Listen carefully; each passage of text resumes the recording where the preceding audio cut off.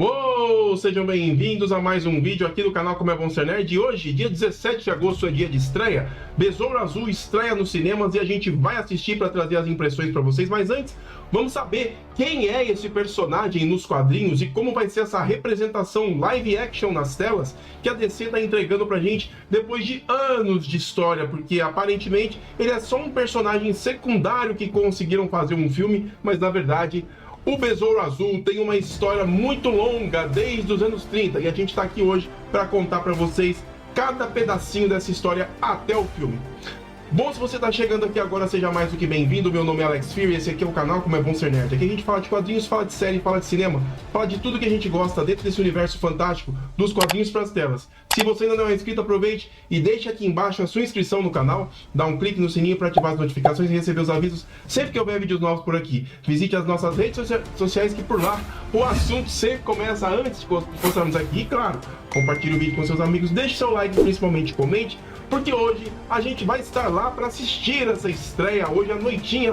Minha sessão vai ser das 9h10 e eu vou fazer, fique esperto lá no nosso Instagram, que a gente sempre faz aquela nossa live aleatória, que eu começo sempre fazendo um comentário antes e depois da sessão, para deixar vocês aí sabendo do qual que é a expectativa, como é que estão as coisas, justamente para ficar esse hype. Porque falar em hype, o Besouro Azul, né, ele estava aí sendo cotado para ser um fracasso.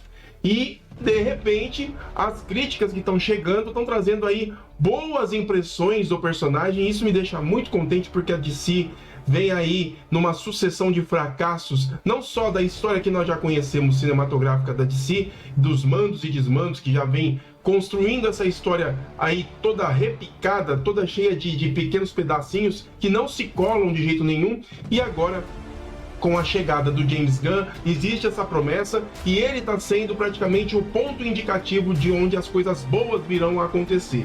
E pasmem, o Besouro Azul está sendo cotado para ser um dos filmes que praticamente se encaixam dentro desse novo universo que o James Gunn está trazendo, e obviamente isso é muito bom. Só no Rotten Tomatoes ele teve 89% de aprovação, 83%, 89%, e assim, é muito bom.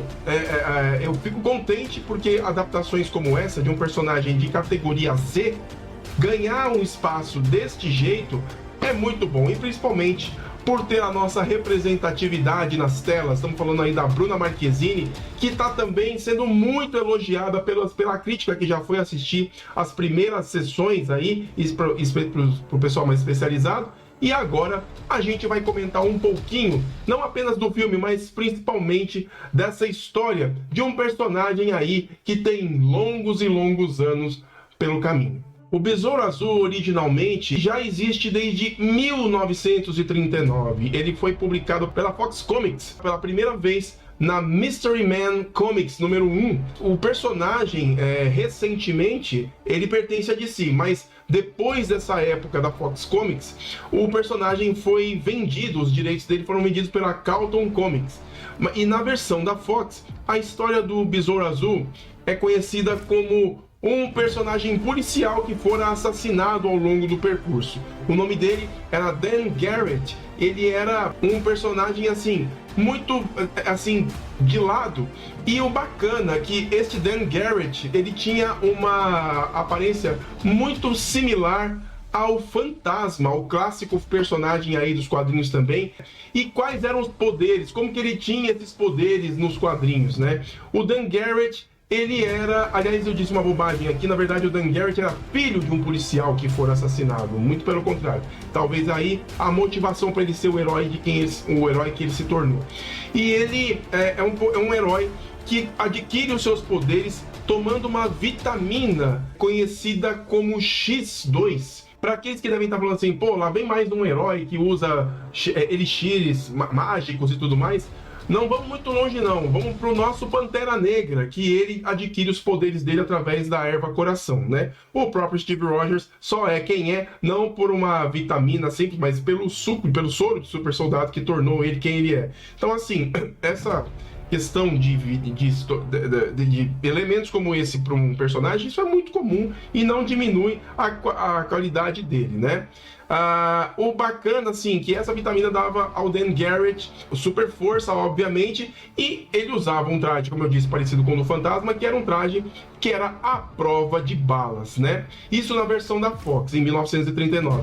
Em 1954, a Carlton Comics, depois de ter adquirido os direitos do Besouro Azul, ele se torna um outro personagem conhecido como Ted Kord, né? Que não tem os superpoderes, mas é um personagem que tem gadgets, né? Ele tem ferramentas, assim como o Batman tem.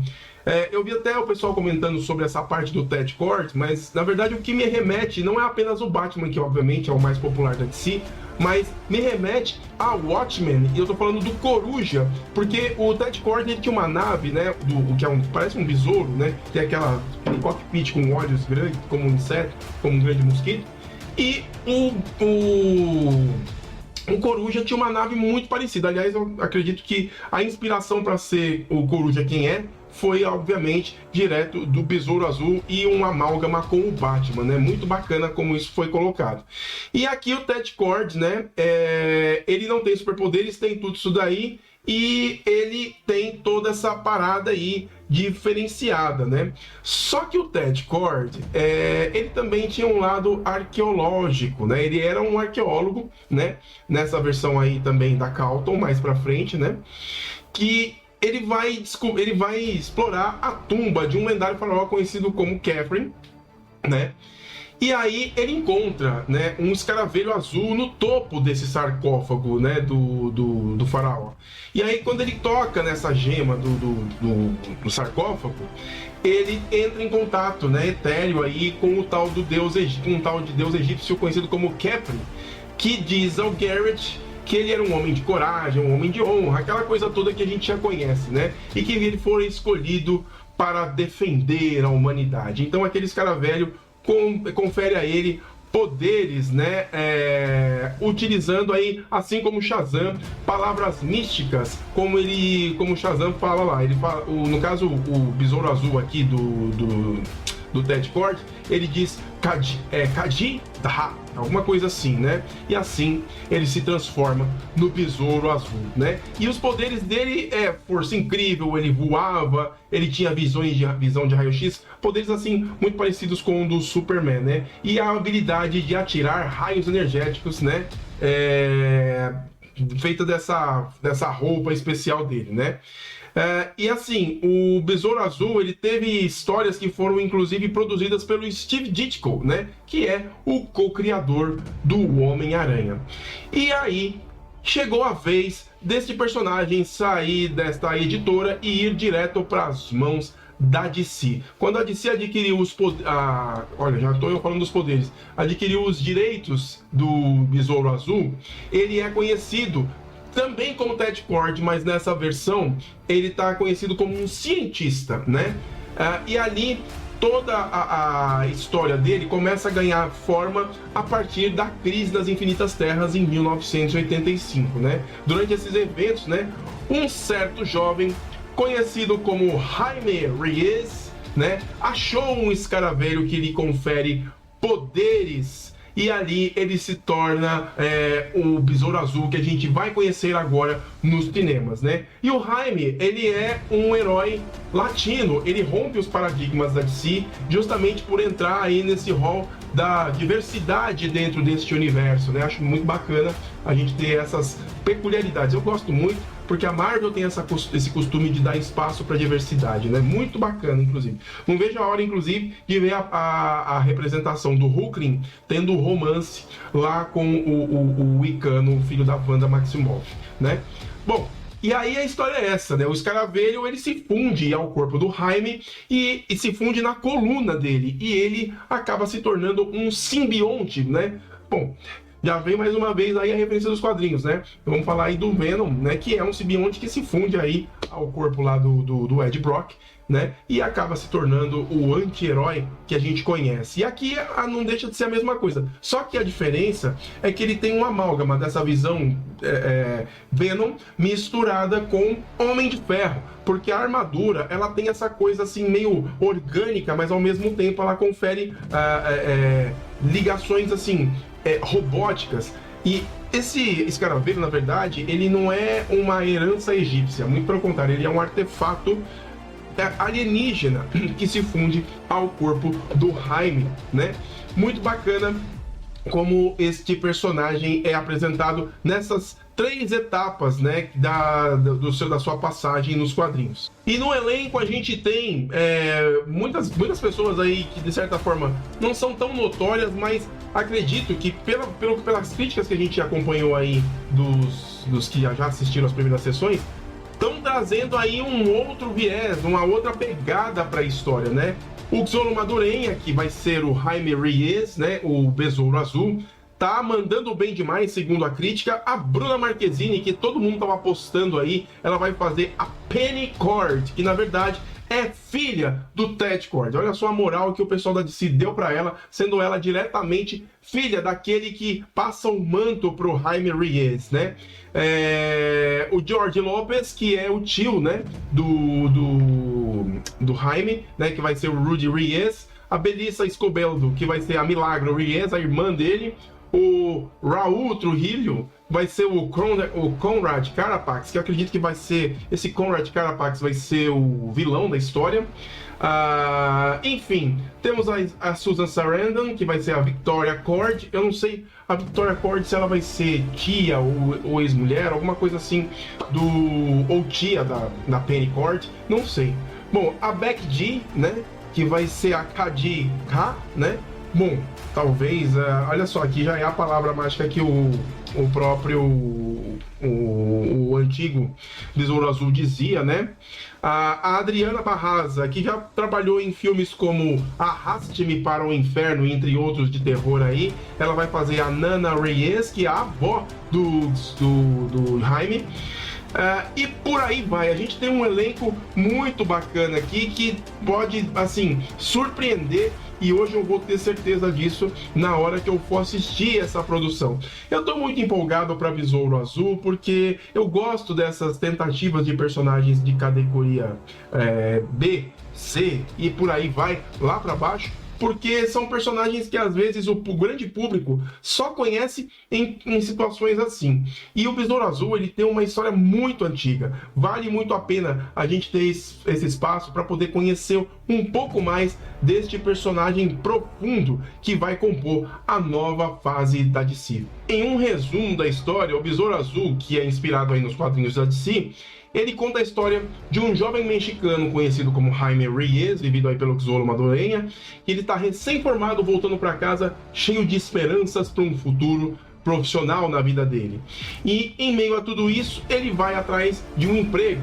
E no meio de toda essa história, ele acaba sendo surpreendido quando é colocado no seu caminho uma relíquia antiga de biotecnologia alienígena, conhecida como o Escaravelho. Esse Besouro Azul, ele escolhe o Jaime como seu hospedeiro e uma simbiose acontece. E ali, esse escaravelho lhe dá uma armadura super poderosa que lhe garante poderes que brincam bastante com essa temática, como a gente já viu em Lanterna Verde e com o próprio Cyborg, que cria armas diferenciadas a partir do seu corpo, o Lanterna Verde a partir da sua vontade, né? O que acontece é que, assim, essa armadura, ela tem, além desse aspecto azul, ela tem asas que lembram bastante de um escaravelho, de um besouro, né? Que inclusive são escudos poderosíssimos, são translúcidas, azuis, né? A grande característica é a cor azul em todas as características desse personagem, obviamente, que é muito bacana. E ele é muito atrapalhado, né? Esse lado atrapalhado dele de descobrir os poderes dessa armadura, dela ir ajudando ele, de certa forma, que ela tem lá uma espécie de Jarvis que fica conversando com Jaime durante o uso daquela armadura.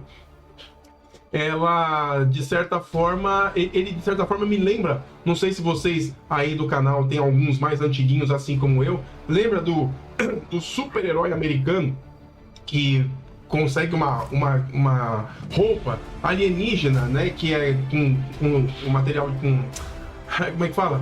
Com as instruções para usar aquilo lá, e ele perde as instruções e acaba sendo atrapalhado descobrindo aos poucos os poderes daquela armadura, daquela roupa, né? Que é a mesma coisa que acontece aí com o Jaime Reyes, né? Eles são uma família mexicana muito bacana, né? Além de tudo, essa característica latina. E agora a gente vai ver como que tudo isso daí vai se dar, porque a personagem da Susan Sarandon, a Victoria Cord, junta forças com um vilão conhecido como Carapax, vivido pelo Raul Max Trujillo, e aí eles vão tentar recuperar este escaravelho, porque eles têm intenções nefastas com este artefato. Muito bem, e tudo isso a gente tem aí a Jenny Cord, a Bruna Marquezine, que vai estar no meio dessa história e vai apresentar pra gente todo o legado, né? Porque ela carrega o sobrenome Cord e é a responsável por entregar pra gente toda a nostalgia das histórias do personagem do Besouro Azul desde 1939. Eu tô muito empolgado para tudo isso, não vejo a hora de assistir. Hoje às 21h10 estarei lá no cinema para assistir e vou trazer as novidades. Fica de olho que eu vou fazer a live de lá do cinema para vocês, beleza? Mas antes de mais nada, meus amigos, eu quero saber de vocês. O que é que vocês acharam da história aí do Besouro Azul? Deixa aqui embaixo o seu comentário, eu quero saber a sua opinião, beleza? Meu nome é Alex Fury, eu vou ficando por aqui. Um grande abraço para vocês e até mais no nosso próximo vídeo. Valeu!